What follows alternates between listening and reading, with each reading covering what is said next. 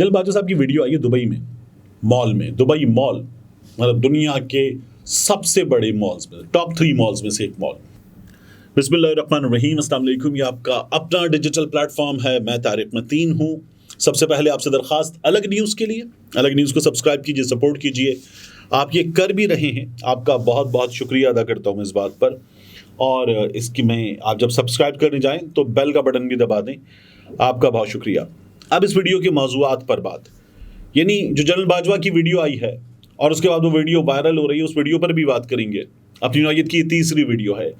मरियम नवाज शरीफ साहिबा ने एक दावत पर, एक बड़ी दावत पर, बिल्कुल आखिरी लम्हात में पता ये चल रहा है कि एक खौफ की कैफियत में इनकार किया है, इसकी भी बात करेंगे।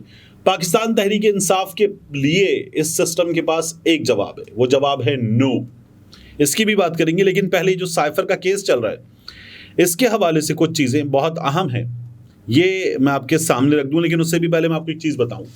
आज डेट क्या है? आज डेट है 16।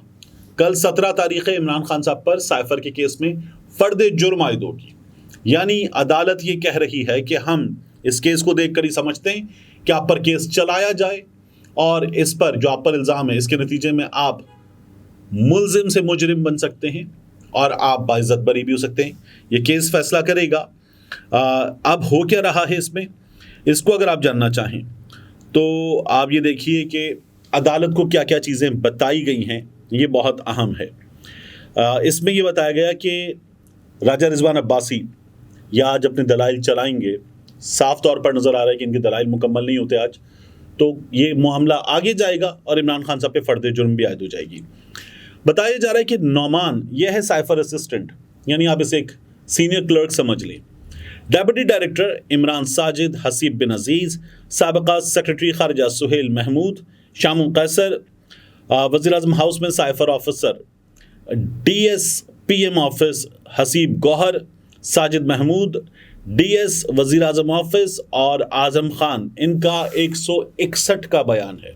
यानी इन्होंने पुलिस के सामने ये बताया है कि जी हमें ये चीज़ें पता हैं, ये इस तरह से है। आज़म खान राजा रिजवान अब्बासी कहते हैं कि कभी भी मुल्जिम नहीं था, बल्कि गवाहों की लिस्ट में उसका नाम था। वो ये भी कहते हैं कि आज़म खान ने ये कहा पुलिस को, चालान में ये बताया गया कि जी मैं पीस ऑफ माइंड के लिए, जहनी सुकून के लिए कहीं चला गया था। तो ये जो आज़म खान के घर के लोग उनकी गुमशुदगी की दरख्वास्त दे रहे थे, ये गुमशुदगी की दरख्वास्त ये किस लिए थी? ये घर के लोगों को भी पीस ऑफ माइंड के लिए ये दरख्वास्त देनी पड़ी थी? ये जवाब भी सामने आना चाहिए। अब इसमें क्या हुआ है कि बैरिस्टर सलमान सफदर जो हैं, उन्होंने अदालत से क्या कहा? उन्होंने कहा कि स्पेशल प्रोसिक्यूटर की जानिब से साइफर असिस्टेंट नौमान का 161 का बयान पढ़ने पर मेरा एतराज़ यह है कि 161 के बयानात ज़मानत की दरख्वास्त में नहीं पढ़े जा सकते। तो जस्टिस आमिर फारूक साहब, chief justice Islamabad high court, उन्होंने कहा मुझे चेन समझनी है कि साइफर किस तरह आता है, किस तरह जाता है। अगर चेन, ये जो पूरी लड़ी है, ये इन बयानात में मौजूद है तो पढ़ लिए जाएं। अदालत ने इस्तफसार किया स्पेशल प्रोसिक्यूटर से कि आपका बुनियादी गवाह कौन सा है। उन्होंने कहा आज़म खान मेरे बुनियादी गवाह हैं, असद मजीद मेरे बुनियादी गवाह हैं, सुहेल महमूद साबिका सेक्रेटरी खारिजा, ये मेरे बुनियादी गवाह हैं। आज़म खान इमरान खान साहब के जो प्रिंसिपल सेक्रेटरी थे वो, असद मजीद जिनको डोनाल्ड डू ने तमाम बातें की थी वो, और सुहेल महमूद। अब वो कहते हैं आज़म खान तफ्तीशी अफसर के सामने आया, मुताल्लिका मजिस्ट्रेट के सामने बयान रिकॉर्ड कराया। आज़म खान का 161 भी हो गया, 164 भी हो गया। आज़म खान ने कहा कि वो कुछ देर के लिए पीस ऑफ माइंड के लिए चले गए थे, ये अदालत को बताया गया है। इसके बाद इस केस में मज़ीद क्या हुआ कि ये कहा गया कि साइफर कोडेड क्यों होता है, इसलिए ताकि वो किसी और के हाथ ना लग सके। डी कोडेड साइफर को पब्लिक कर दिया गया, कोड्स 3 महीने बाद तब्दील होते हैं, ये अदालत को इस मामले में बताया गया। और साथ ही ये भी कहा गया कि साइफर के जरिए जो भी मालूमात आ रही हैं, क्या वो आगे कम्युनिकेट नहीं की जा सकती? जब जज साहब ने पूछा तो वहाँ ये बताया गया कि एक कैटेगरी में आप कर सकते हैं, दूसरी कैटेगरी में आप नहीं कर सकते। ये साइफर टॉप सीक्रेट था, इसको शेयर नहीं किया जा सकता। और साथ ही उन्होंने जो सबसे खतरनाक बात की वो ये कहते हैं ये साइफर दूसरी कैटेगरी का सीक्रेट डॉक्यूमेंट था जिसकी मालूमात पब्लिक नहीं की जा सकती। इस जुर्म की सज़ा 14 साल कैद या सजाए मौत बनती है। स्पेशल प्रोसिक्यूटर राजा रिजवान अब्बासी, 14 साल कैद या सजाए मौत। अब कुछ चीजें देखिए, साइफर का तो वजूद ही नहीं है, साइफर की तो कोई हैसियत ही नहीं है, ये तो इमरान नियाजी का ड्रामा है, ये तो अदम एतमाद की तहरीक से बचने के लिए कर रहा है।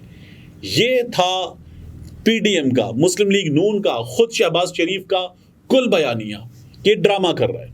हमारे यहाँ सहाफ़ियों ने भी ये किया था कि अगर ये जो इमरान खान ने लहराया है, ये साइफरों में सहाफ़त छोड़ दूंगा। फिर बाद में उन्होंने क्या कहा, साइफर होता है पीले रंग का, ये तो सफ़ेद रंग का था। हमारे यहाँ ये तमाम चीज़ें हुई हैं, इस साइफर को इन तमाम लोगों ने झुठलाया था। और फिर अब ये लोग कह रहे हैं ये पाकिस्तान का सबसे बड़ा राज था, पाकिस्तान की हिस्ट्री में इससे बड़ा कोई राज नहीं रहा, और इस राज को पब्लिक कर देने पर इमरान खान तो सजाए मौत का हकदार है। उससे कम कोई सजा हो तो वो भी 14 साल कैद की होनी चाहिए।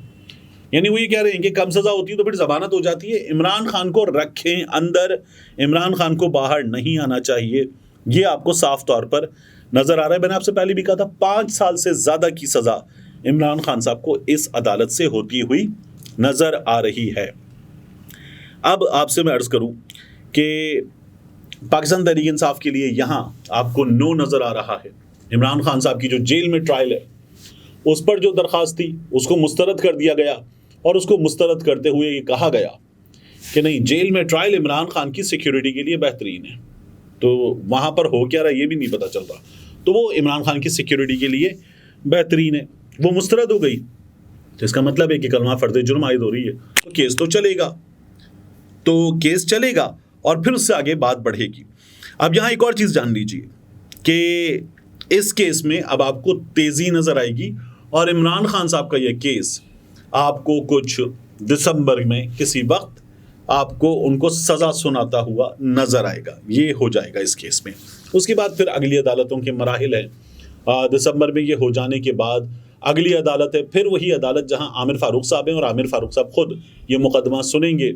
अगर अगली अदालत में ये मुकदमा महीना प्लस भी खींच गया तो इसका मतलब ये है कि फिर उससे अगली अदालत में ये मुकदमा जाएगा कुछ फरवरी में, और ये वो मौका होगा कि जब पाकिस्तान तहरीक इंसाफ अगर इंतखाबात में होगी भी, तो पाकिस्तान तहरीक इंसाफ बग़ैर इमरान खान की होगी, बग़ैर किसी मरकज़ी लीडर की होगी, लेकिन वोटर पाकिस्तान तहरीक इंसाफ के साथ है। ये हमें साफ तौर पर नज़र आ रहा है। ये हर वीडियो में, हर सर्वे में, हर डिजिटल मीडिया जर्नलिस्ट की वीडियो में भी हमें साफ तौर पर दिखाई दे रहा है। मीडिया अपनी जगह लगा हुआ है, मीडिया अपने काम कर रहा है। अब पाकिस्तान तहरीक इंसाफ ने एक दरख्वास्त दी थी, दरख्वास्त देखी, पाकिस्तान तहरीक इंसाफ ने कहा था कि हमें लाहौर में जलसा करना है, और जब जज साहब ने कहा कि पीटीआई लिबर्टी में जलसा नहीं करेगी तो कोई नहीं करेगा, जज साहब ने दूसरी बात ये की कि इनको जगह दें, ये जलसा नहीं करेंगे तो फिर भी कोई नहीं करेगा। आज उस दरख्वास्त को सुनने का मौका था, आज जज साहब ने छुट्टी कर ली, 72 घंटे मुकम्मल हो गए थे। तो कल जज साहब सुनेंगे, मुमकिन तौर पर नोटिस कर देंगे। जब नोटिस कर देंगे तो फिर उससे अगली तारीख आ जाएगी, फिर वो कहेंगे जनाब सारी मशीनरी 21 के जलसे के लिए बिजी है, तो अब इनका जलसा 21 के बाद करवा लिया जाए। ये होगा माफ़ कीजिएगा पाकिस्तान तहरीक इंसाफ के लिए। तो अब पाकिस्तान तहरीक इंसाफ के लिए इस सिस्टम में एक अदद नो मौजूद है, लोगों में नहीं है लेकिन सिस्टम में है। लोग पाकिस्तान तहरीक इंसाफ के लिए एब्सोल्युटली यस रखते हैं। आखिर में मैं आपसे अर्ज करूं जनरल बाजवा साहब के बारे में। जनरल बाजवा साहब की वीडियो आई है दुबई में, मॉल में, दुबई मॉल मतलब दुनिया के सबसे बड़े मॉल्स में, टॉप 3 मॉल्स में से एक मॉल, वहाँ लेवल 2 पर जनरल बाजवा अपनी फैमिली के साथ, उनकी अहलियाँ हैं, वो हैं, उनका बेटा, उसकी फैमिली है, एक फिलिपिनो मेड भी नज़र आ रही है। ये लोग हैं और ये लिफ्ट के पास जाते हैं, गुची के स्टोर के सामने से गुजरते हुए, शॉपिंग वगैरह कर रखी है, हाथ में बैग्स वगैरह हैं, और ये फिर लिफ्ट के पास जाकर रुकते हैं। वहाँ पर लुलु हाइपर मार्ट का बोर्ड लगा हुआ है, और जो बंदा वीडियो बना रहा है ना, वो 4 चीज़ें कहता है पीसेस में। वो कहता है ये देखिए जी जनरल बाजवा दुबई मॉल में, दूसरी चीज़ अपनी फैमिली के साथ शॉपिंग करते हुए, तीसरी चीज़, और फिर बड़ी टिका के लफ्ज़ बोलता है चोर। अच्छा, ये एक बंदे ने उनको कन्फ्रंट नहीं किया, दूर से वीडियो बनाई, उसने उस पर अपनी कमेंट्री कर दी है। पाकिस्तान में सोशल मीडिया पर जब ये वीडियो वायरल हो रही है तो जो देख रहा है वो कह रहा है कि ये पाकिस्तान को लूट कर खा जाने वाले लोग हैं। सहाफ़ी बाकायदा तौर पर ये बता रहे हैं, और ये इस तरह से पाकिस्तान का पैसा पाकिस्तान से लूटने के बाद दुनिया भर में आपको खर्च करते हुए नजर आ रहे हैं। जनरल बाजवा साहब की तीसरी वीडियो है।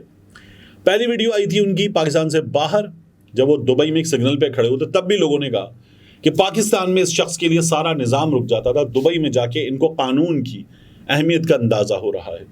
उसके बाद एक वीडियो आई थी फ्रांस में अपनी अहलिया के साथ किसी तारीख़ी शहर में थे, वहाँ शहर के पुराने कदीम से इलाके में साइट सीइंग करते हुए एक इमारत की सीढ़ियों पे बैठ गए थे, और एक बंदे ने आके, जो मुमकिन तौर पर अफगानी था, जनरल बाजवा को बेभाव की सुनाई, और जनरल बाजवा ने उससे कह दिया मैं आर्मी चीफ नहीं हूँ भाई। यानी अगर वो पाकिस्तान की आर्मी के खिलाफ बोल रहा था तो बाजवा साहब उसको कन्फ्रंट करते, पहले तो उसको मना कर देते कि मत करो, ये वीडियो मत बनाओ। दूसरा, बाजवा साहब क्या कर सकते थे? बाजवा साहब कह सकते थे कि मैं पुलिस को बुला लूंगा, तुम ये गलत कर रहे हो, ये कानूनी तौर पर तुम्हें इजाजत नहीं है, तुम मेरी प्राइवेट लाइफ में मुखिल हो रहे हो। तीसरा, जनरल बाजवा साहब की अहलिया के बारे में भी कुछ उल्टी सीधी बातें कर रहा था। जनरल बाजवा साहब को उसको जवाब देना चाहिए था। मैं ये नहीं कह रहा कि वो खड़े होते उसको मुक्का शुक्का मारते, बिल्कुल भी नहीं, लेकिन उसको जनरल बाजवा साहब को कन्फ्रंट करना चाहिए था, पुलिस बुलानी चाहिए थी। मगर जनरल बाजवा साहब ने उसको लंबी चौड़ी वीडियो बनाने दी, और वो पाकिस्तान की फौज के खिलाफ, उनकी अहलिया के खिलाफ भी बोलता रहा, कुछ भी नहीं किया। और अब की बार ये जो वीडियो आई है, इसमें जनरल बाजवा साहब को शायद पता भी ना हो कि दूर से कोई वीडियो बना रहा है, लेकिन जनरल बाजवा साहब को अब ये वीडियो जब वायरल हो गई तो पता चलेगा कि लोग उनसे किस कदर भरपूर मोहब्बत रखते हैं। मिलते हैं इंशाल्लाह आपसे अगली वीडियो।